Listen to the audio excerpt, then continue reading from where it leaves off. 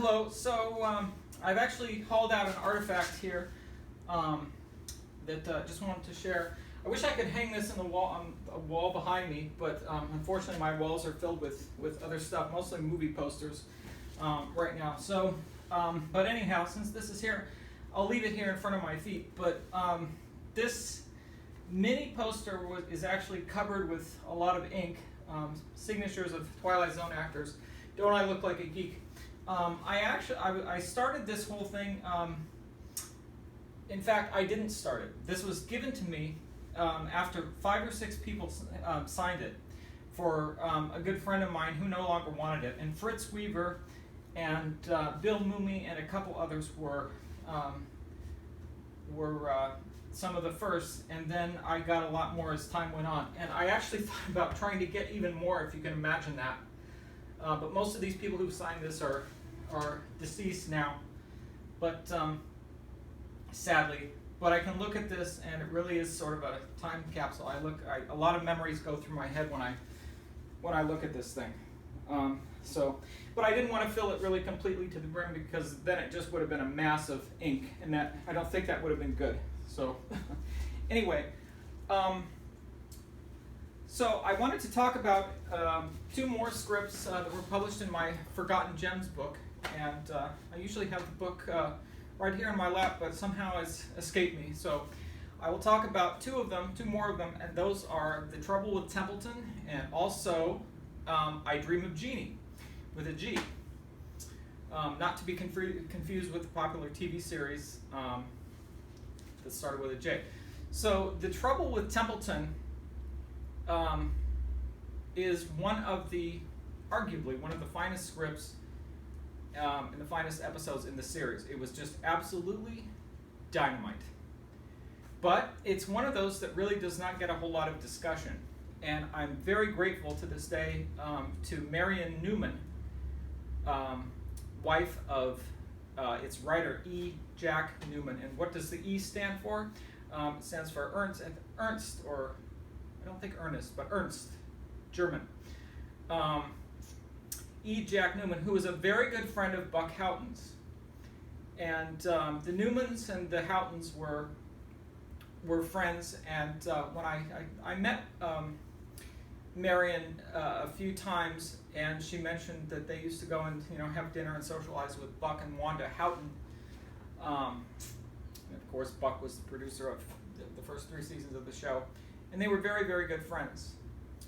And I will also add that Jack Neuman and also John Furia Jr., who wrote I Dream of Genie, they were very good friends. But I'll talk about John later. So The Trouble with Templeton is about an old theater actor, presumably New York theater, who is kind of on the brink. And he's getting old. He's in his late 50s, maybe 60, or like early 60s, something like that. And is just kind of on the brink, and it's like his life can sort of go one way or the other. So he gets shuttled back in time. He's in the present, and he's got this play to do, and it's being directed by a young sort of upstart type director, played brilliantly by Sidney Pollack. And apparently this character of the director of this play was modeled after a certain person, a certain real person, but I don't know that person's name. But Sidney Pollack gave him a southern accent, or maybe this fellow was from the South or something. But he was a real kind of a hothead, and before Sidney Pollack, of course, turned into an A-list director, he started off his career as an actor. So things aren't going well in the present, and although poor Mr. Templeton, the maybe Tony-winning actor,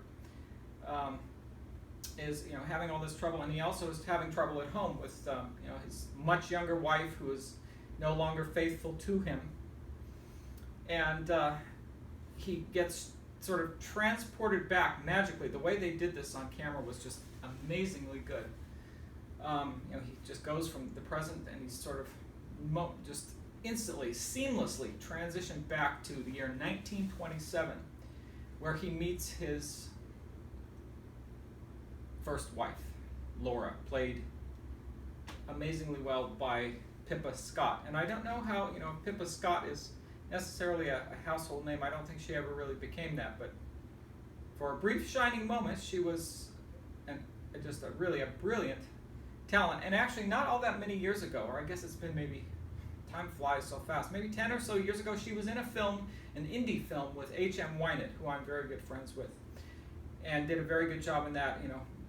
By then much older, but she still played a very good role. And I forget the name of the film. I think it's called Footprints, and it was filmed mostly over on Hollywood Boulevard. Indie film. I don't know where anybody would get it. Maybe it's online someplace. Anyway, so Templeton goes back to 1927. He re-meets Laura, his first wife, and he's trying to rekindle what they had, and it doesn't work out. She doesn't like him. It's like she doesn't like him anymore. She's being cold to him, and she's sitting at the table in this speakeasy, and the set they used for this smoke-filled speakeasy was just incredible. I can't stop with the adjectives, but the way this episode was done, and the fact that it's not really all that well remembered except by Twilight Zone fans, is really kind of a shame. But if you ever catch this thing in a rerun or something, you'll wonder what this is. Like if you were to see it in a rerun and not know that it came from Twilight Zone, or that it was a Twilight Zone episode, you would be like, what show is this?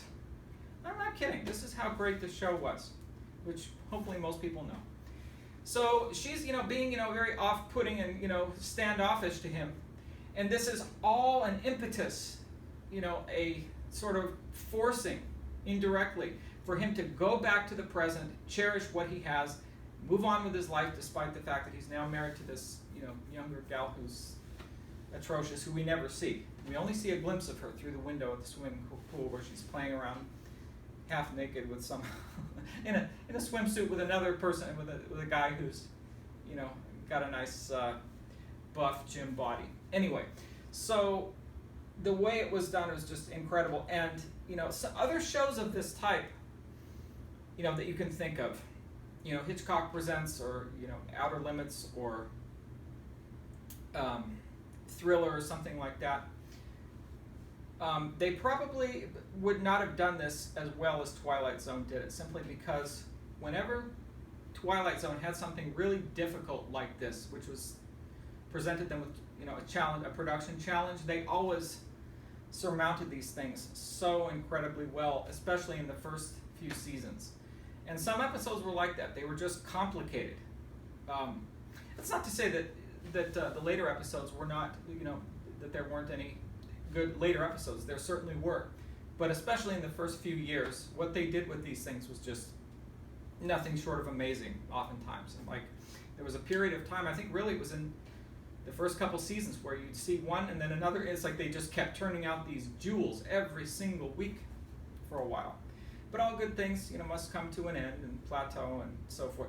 So The Trouble with Templeton is a script that I recommend that any interested people read, because it's a beautifully written script in addition to being a beautifully produced television episode. So now to talk about I Dream of Genie. John Furia was, for many years, the chair of the, I don't want to be misquoted here, I think it was the drama department at UCLA. I think. It was at UCLA, but I don't know if it was the drama department or the film department. I can't remember which. I met Mr. Furia only one time in 2004 when he gave us a wonderful interview and gave me permission to publish the script of I Dream of Genie. And I Dream of Genie is really more or less a kind of the age-old genie tale. A guy gets 4 wishes and has the ability to do whatever he wants with them. And so in that respect, it's fairly simple. But I think it really kind of fell down because it was one of the hour-long episodes that just kind of did not work out well. And the main reason it did not work out as well as it should have was because of the lead, the actor who played the lead.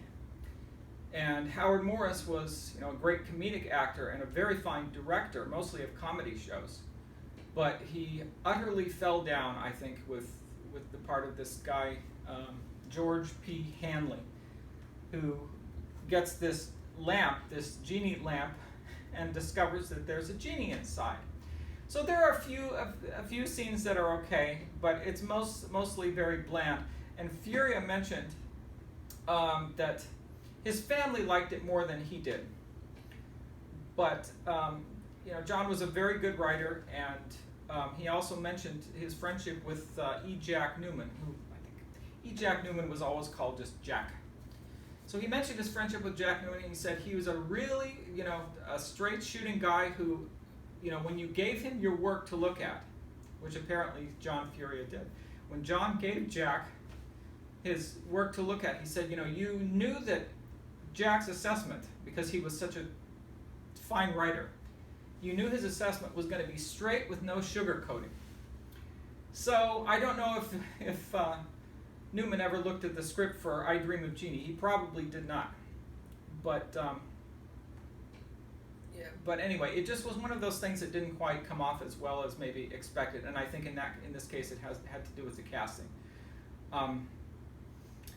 But it had a few good scenes, and also it had Jack Albertson in it. And Jack Albertson, if I'm not mistaken, won an Oscar at some point. And he was a very familiar face on television. Wasn't he on Wasn't he on that show, Chico and the Man?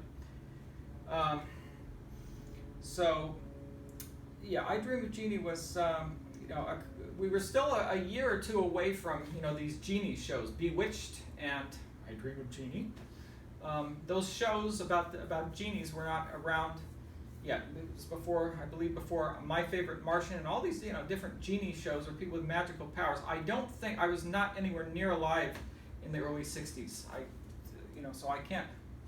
I'm not such a television trivia buff that I know all the answers to these kinds of questions. But at that time, I don't think there were any such shows like that. Rod Serling, of course, had a penchant, and some people call it a weakness, for guardian angel type episodes. And he tried to get a few of them going. He tried with Mr. Beavis in the first season, with Orson Bean and Henry Jones, and that of course didn't sell. And then he tried it again with the Carol Burnett and Jesse White and Cavender Is Coming. That didn't go. And he liked these guardian angel type things. So anyhow, by season 4, though, Rod was not around anymore. By the spring of 1962, Rod was all but gone from the show. And of course writing his share of it, but mailing in his scripts, and he was pretty much gone by that point. So anyhow, I still have a lot of season 4 scripts left to talk about that are much meatier than maybe I Dream of Genie was. But the script is, a good script, and I published it. And I'm thankful to Mr. Furia, the